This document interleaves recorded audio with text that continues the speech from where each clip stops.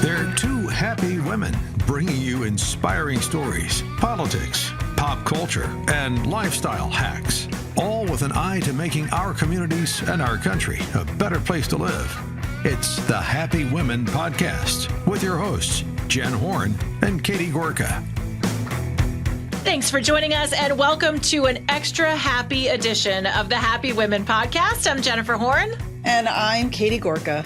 And guys, we have a new president. When last we were together, we said we'll be back together and President Trump will be in office. And look at that, lickety split. He is back in office and already probably accomplished more than Biden did in 4 years, probably answered more questions and talked more than Biden did in 4 years. Katie, they call it the golden age. It is a new day. I am feeling absolutely great and optimistic for our country. It is going to be a fight. We cannot coast. But how are you feeling today? 24 hours in to the Trump presidency, well, part two. I am just so happy. That's all I can say. I was thinking about this as I woke up yesterday morning, knowing what was coming. I thought, I don't think I have felt this happy or patriotic since it was probably about 1964, preparing my bicycle to ride in the July 4th parade. I love it. I love it. That's kind of what it felt like for me yesterday, too. And I don't know. I'm so curious to know what all of you thinking or all of you listening were thinking, too. It was just a happy and an optimistic occasion. There was a giddiness, I felt like, in the air. And I know it's not just us. I think that this is a feeling around the country for people who are new Trump voters, too. And it's very funny because there's just I think there's a phenomenon going on with people who have been Trump supporters from the beginning. That was me. I know you and your husband were Trump supporters very early on too. And now you've got all these people sort of saying, well, I voted for Trump. I'm a Trump supporter. It seems like the old class is going, wait a second. We don't want those people here. We've been there the longest, but that's not how I felt at all. I felt like this is finally the time when he's getting the respect a little bit more anyway from Hollywood. You had some celebrities, you had some people showing up at this ball. It seems just like Trump support has been normalized. And I'm so happy to see that. I'm so happy to see President Trump before the national championship football game, those kinds of things.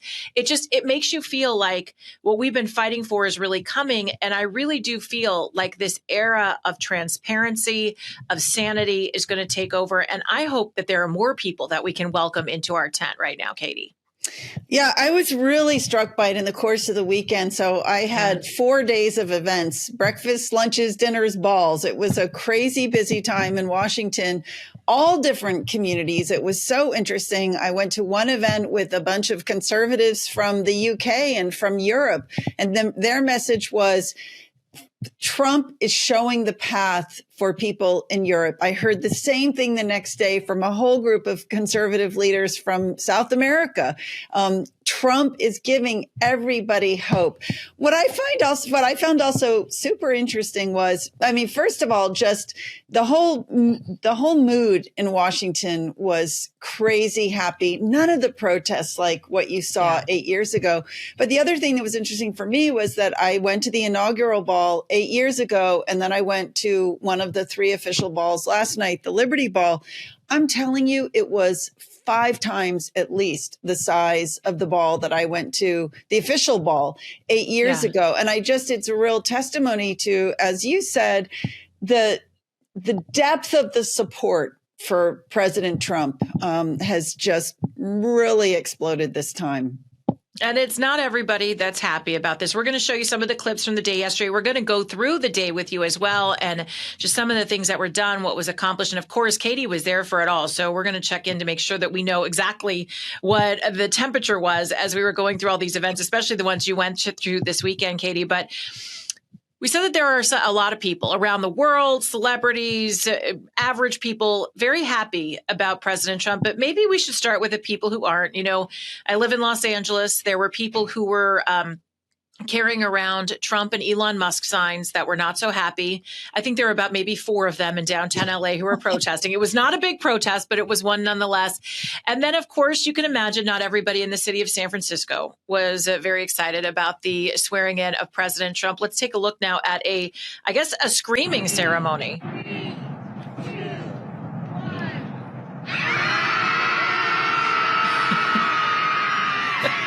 Those are people screaming because they just could not handle the idea of Inauguration Day, Katie. I mean, other than that, it was a pretty good and peaceful day, but you have to laugh at the screaming therapy that was happening up in Northern California. One thing that I think is funny is the fact that the rumor mill is already flying. The whole ridiculous rumor about Elon Musk doing the Nazi salute. And I'm glad to see a lot of people just putting that one to rest. But the other one that I thought was interesting was the whole question about why, when Trump was sworn in, did they not wait for his family to arrive and his hand to be on the Bible? And it turns out that the reason for that was that Amy Klobuchar had gone on for too long and they were going to miss the 12 o'clock deadline where they had to get him sworn in. So let's look at that clip of the moment he was sworn in. Please raise your right hand and repeat after me. I, Donald John Trump, do solemnly swear. I, Donald John Trump, do solemnly swear. That I will faithfully execute. That I will faithfully execute. The office of President of the United States. The office of President of the United States. And will, to the best of my ability. And will, to the best of my ability. Preserve, protect, and defend. Preserve, protect, and defend. The Constitution of the United States. The Constitution of the United States. So help me God. So help me God. Congratulations, Mr. President. That is such an amazing moment to see his family around him, even shaking hands with former President Biden.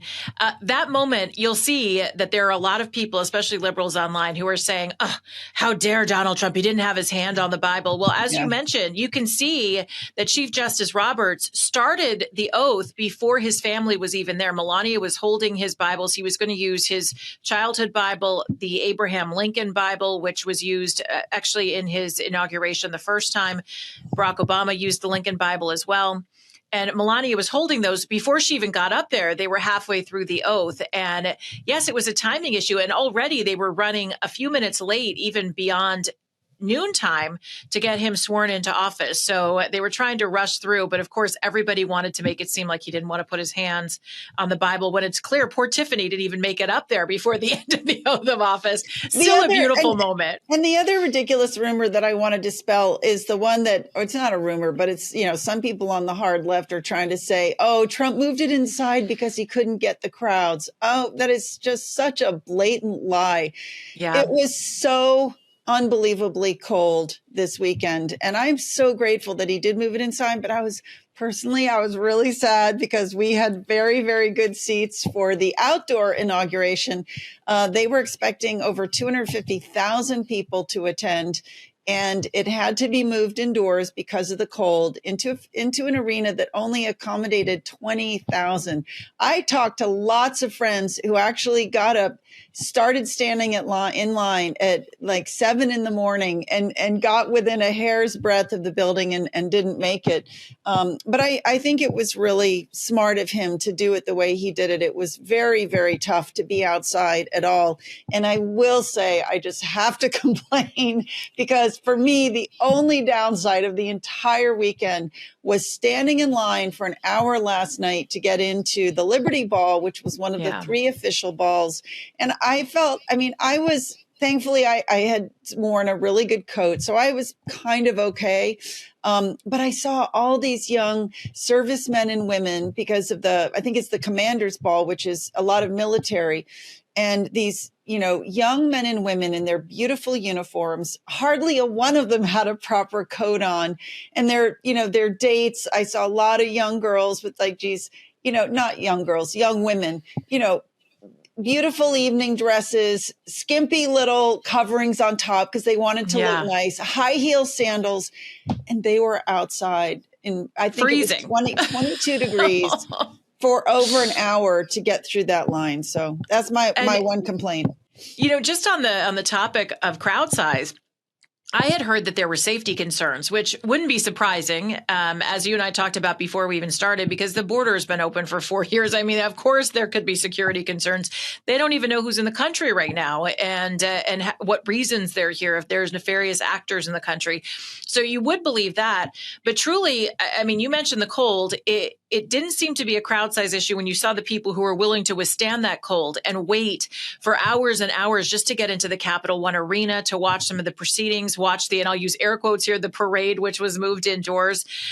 One of the elements that I really loved about the day is the fact that President Trump, we knew he was going to be signing a slew of executive orders, but the fact that he did that before the crowd at both the Capital One Arena and then before the press at the White House, before he went to these balls in the evening, I loved seeing that, Katie. I'm not a huge fan, I have to admit, of executive orders. I understand their place, executive actions as well, but they can be undone so easily. So they're a convenient tool, but you just see Trump undid Obama, Biden undoes Trump, it kind of goes in sequence.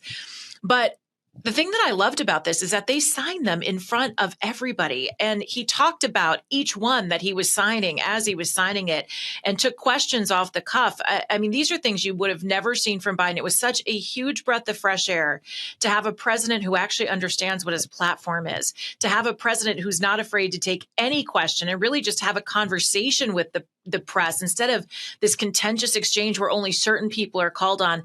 I think if we do executive orders moving forward, I love having them signed publicly. I wish that Congress would do more of that. I think it's absolutely refreshing so that you know what's going on. You understand why.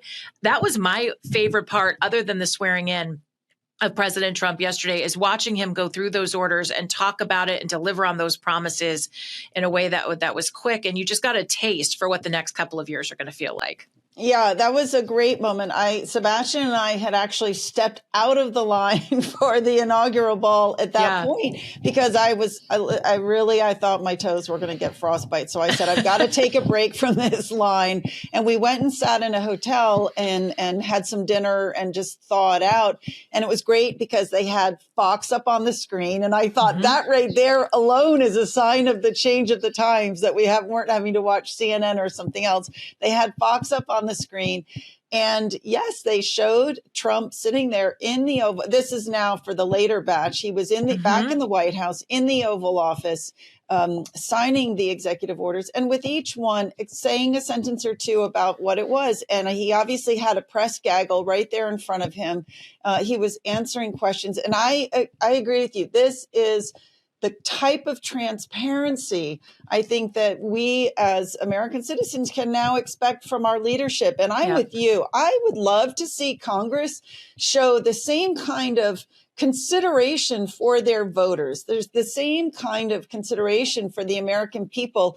It's not only that they're there enacting legislation, but they're enacting on our behalf. So how about making a little bit more of an effort to actually explain to us what you're doing?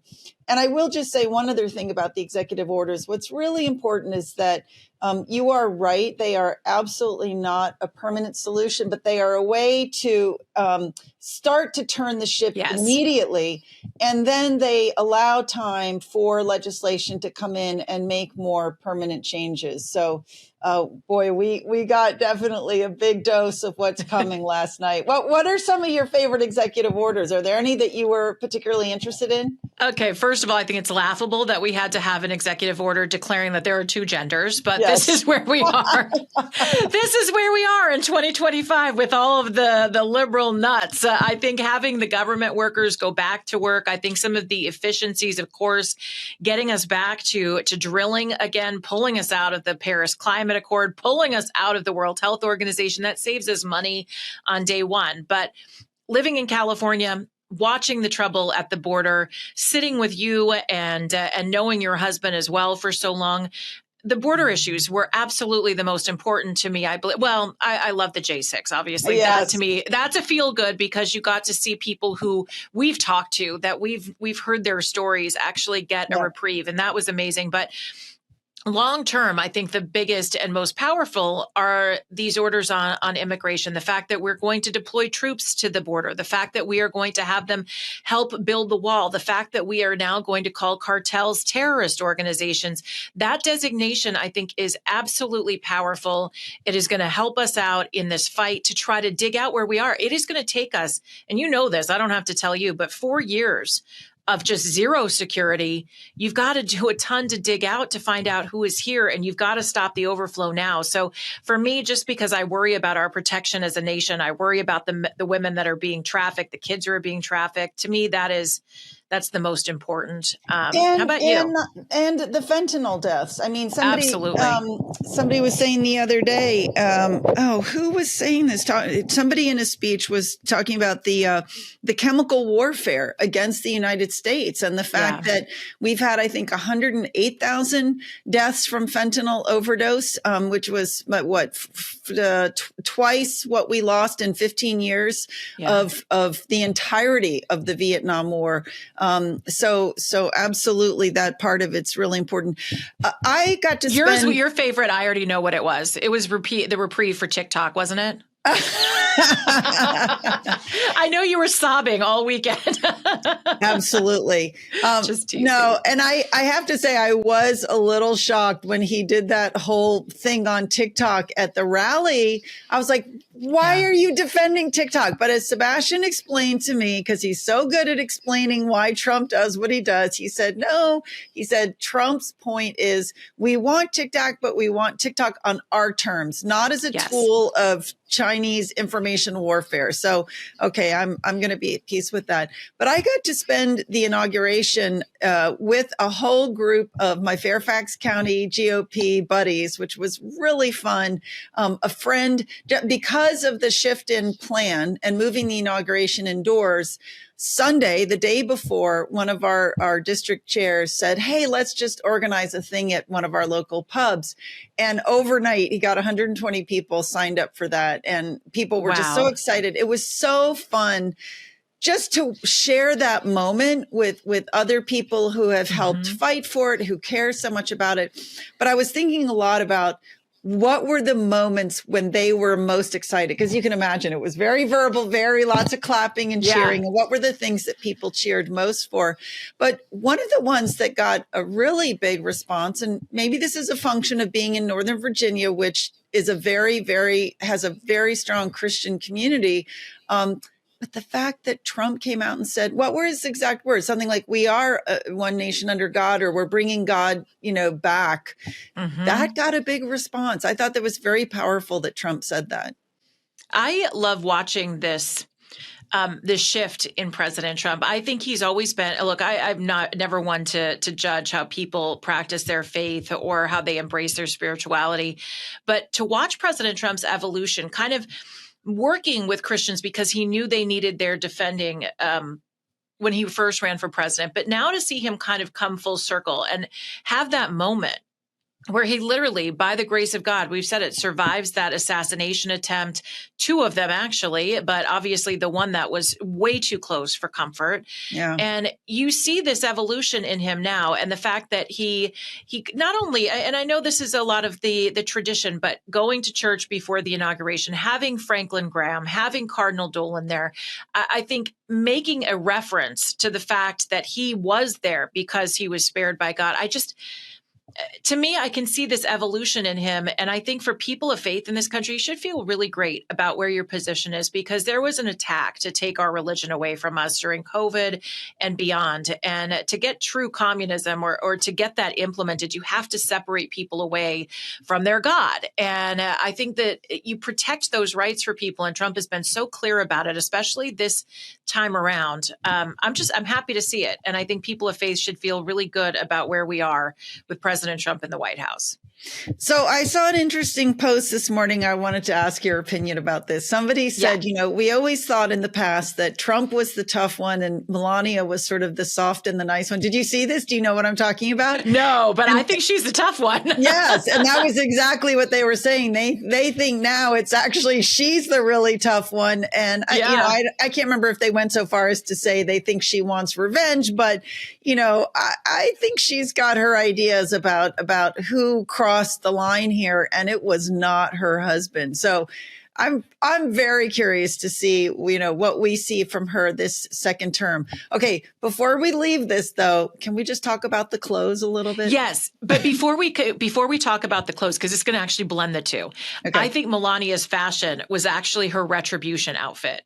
I remember the blue outfit from Oh, 8 years ago that I absolutely loved. I still remember it. I still Baby drool blue, over that baby coat, blue. baby blue. Yep. It was gorgeous. This outfit with the black and the white was much stronger. I mean, she looked like she was taking no BS. There were no prisoners being taken by Melania in that outfit. And then even her inaugural ball was very similar. It was the white with the black. And it was, I mean, believe me, she could wear a paper sack. I love the blue. The black was a little harsh. I still think she looked beautiful, but I heard a story yesterday, and you may not, I don't know if you heard it because you were actually there, but I covered the inauguration for my radio program. So we had cable news coverage going all throughout the day. And I think it was Judge Janine who said she was at dinner with President Trump and Melania when they were still dating. And everybody loved Melania because she was serious, yet very smart. She wasn't, I can't remember the word she said, but it was a different word for clingy, basically. She wasn't clinging on to President Trump. She was definitely her own person. And everybody around that table kind of looking at each other, winking and nodding, like, this is going to be the one, like, this is the one for him. And apparently they were all talking about their own opinions about things. And so Trump would start off the conversation. Everybody would go around the circle talking about what they thought. And Melania would be the last person to go because she was sitting next to President Trump. And Judge Janine, I think it was, who said every time, no matter what people were saying at the table, no matter how many hardliners were sitting at the table, Melania was always the hardest line at the table, that she was always, I guess, maybe the more conservative one, the one who was basically the toughest, the most strident on the issues that they would discuss. And I thought about that. And I thought, that is probably the kind of woman that President Trump would really appreciate. Not someone to go back and forth, but to actually have a real opinion, a tough opinion on some of these issues. And I think that's why they have such a good partnership. People love to speculate about their marriage, but I think they are excellent partners. And that's probably how she can help him navigate some of these things if he uses her as a trusted source, and how she also is a strong enough person to be partnered with someone like President Trump, who does take all the incoming fire and who does have to take on a large share of criticism and also praise. But I thought that was just an interesting insight into Melania, because we don't get to know that personal side of her very much. And I thought that was a fun thing to share. So I always think about the fact that, I think for someone like Trump, who has such a strong personality, I think it would be very easy for him to go for a woman that he can kind of roll over. And I think the fact that she has such a strong personality of her own, makes it work. I mean, what I'm so fascinated by is the love you see in his eyes every time he looks at her. And I know I've mentioned this to you before, but I thought that incredible moment at the RNC convention when he had made it, it was the final night. He had made his big speech. He's out on stage. She comes up behind him and kind of taps him on the shoulder or something. He didn't, quite realize that she was right there. And he turns around in surprise, and the look of just sheer happiness on his face, always, that just really struck me. So yeah, and I was watching her during the inauguration. She was very serious, and I know it's because of the feelings. How could you not have the feelings about the Bidens and what they did to the Trump family and the kids and all of that? But at the inaugural ball, she was all smiles. If you saw her on the stage, she spent more time smiling. It was like she was almost relaxed, like she could take a breath after being in that situation where you're with people who have literally torn up pieces of your life. And I'll say this, looking at the Trump kids, and they all have extraordinary stories. You look at Barron, and he set the internet on fire when he walked over and he whispered something to Joe Biden. We don't know what it was, shook his hand. And I think the world of both Don Jr. and Eric. I think they're incredibly smart. I think if they want a political future, they could probably have whatever they want. But man, I say watch out for Barron. I think he's on tap to run the world. That kid's got Melania and Donald in him. I mean, watch out. All right, on to the fashion, because for political nerds like us, Katie, the inauguration fashion is just like watching the Oscars. I think you and I could be like Joan Rivers sitting on the red carpet talking about what everybody's wearing. The next inauguration of when it's JD Vance, I want us to be there in armchairs talking about the dresses. Absolutely. I want us in armchairs for sure. And I think this is exactly what we need to do. Either we sit in armchairs on the red carpet and just throw things at people as they walk by and we'll say, oh, that's a nice dress. Or we can do it from our living room with like our Afghan on, like our little crocheted blankets looking at the television. Either one would be fun. Okay. All right. So let's talk about the fashion. Obviously, Melania, as we said earlier in the podcast, you could put her in a paper sack and she's just absolutely stunning. I have to be honest. I did not love the suit. I thought was beautiful. I did not love the hat, but she can pull it off. I can't throw stones. It just wasn't my taste. What didn't you like about it? Just harsh. Really? But I think that was the point. I think that was her retribution outfit. I loved the suit. I think because her hair was up and then the hat was so pulled down. For me, this inauguration was about celebration, and I just thought it was a very dark move. She sort of looked like the mob boss, like hanging over after. Gangster was exactly the word that came into my mind. But maybe she wanted that, I think so. I think it was a theme, obviously. I think that was really her retribution outfit, because if you look at her gown, it really was kind of on par with the suit from earlier in the day. It was the white with the beautiful black sash. It had the choker around the neck. I thought it was really lovely. And it was structurally a really beautiful dress. And I mean, she carries it off. She's gorgeous. What about, did you happen to see the outfit that she wore at the Tomb of the Unknown Soldier? Loved that with the boots. So it was a black double-breasted coat, absolutely gorgeous, black Louboutin boots, and black leather gloves. And I thought it was so gorgeous. But I think it's so interesting because for me, like the symbolism of it all, when you think about when in the first inauguration, she was wearing baby blue. Like nobody can forget that beautiful outfit. So but it was gorgeous. sort of like they were innocent then. I know. Right. And now she's got her leather on. Oh my gosh. It almost looks like uniforms, right? It's almost uniform. And it's like, and I think gangster is kind of what she was going for, right? We were, that whole idea that people say Trump is actually the tough one, but no, I mean, I think it could very well be Melania who's the tough one here. The day after inauguration, Tuesday, which is the day that we're recording this, they had the national prayer service that both the Vances and the Trumps went to. And even in that, kind of the theme carried over. She was wearing a beautiful black tailored jacket, but she had the sunglasses on.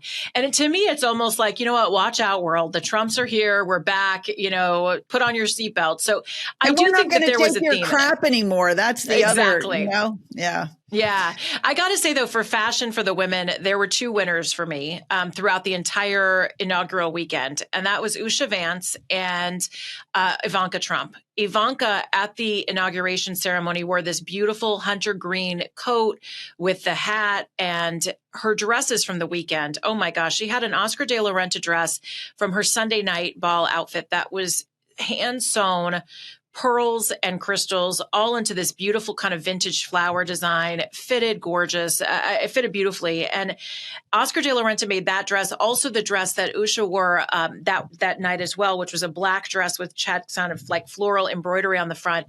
He is getting so much kickback from all of the liberals out there who are saying they now have to just sit out on buying Oscar de la Renta designs. And I say, fine, if he wants to be a conservative designer, Katie, we can take him because his stuff was gorgeous. When I think that what will happen is when people start to see the influence that Melania has with what she wears, because I think she's going to be like another Jackie Kennedy, right? Absolutely. Where she wears one thing and it changes the fashion world, right? I think people are going to be clamoring to dress her. And just the fact that you had all these designers who dressed these women says this is a very different age. What I'm waiting for, though, is I am waiting for Vogue magazine to put Melania Trump on the cover. It's about time. Yep. They need to have, she should have been there before. The fact that she wasn't as a model, I mean, give me a break. And Jill Biden on the cover, how many times? It just unreal.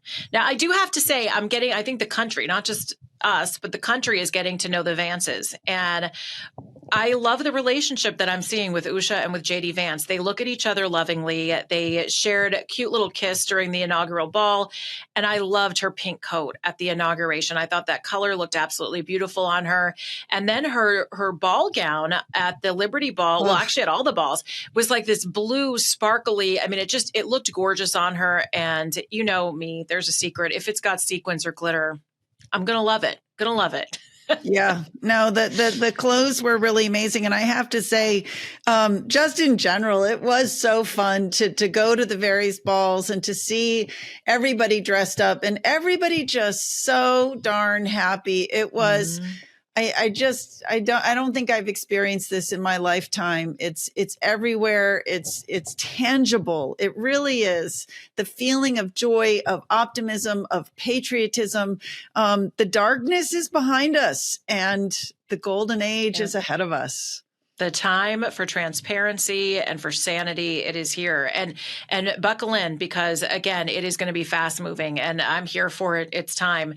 Now, I do have to ask one last question, because you made a promise to us in our last episode. Did you take some pictures of you all dressed up for the ball?